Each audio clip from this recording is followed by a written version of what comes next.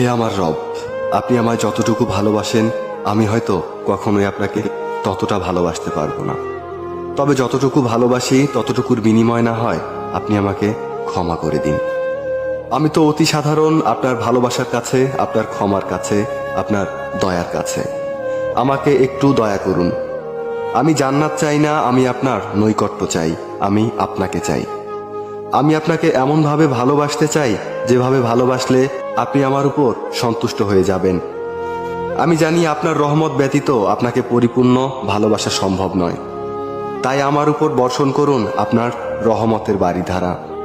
আপনিই তো জানেন আমার সব কিছু, আমার সকল গোপন পাপ, পৃথিবীর কেউ না জানা আমার সকল অন্যায়, আমার নিজের নফসের উপর আমার জুলুম, এ সব কিছুই তো আপনার জানা।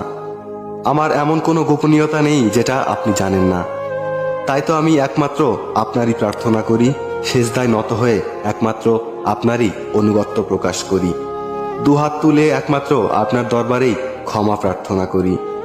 আপনি আমার আত্মাকে পরিশুদ্ধ করে দিন, পূর্ণ করে দিন আমার সকল নেক ইচ্ছেগুলোকে।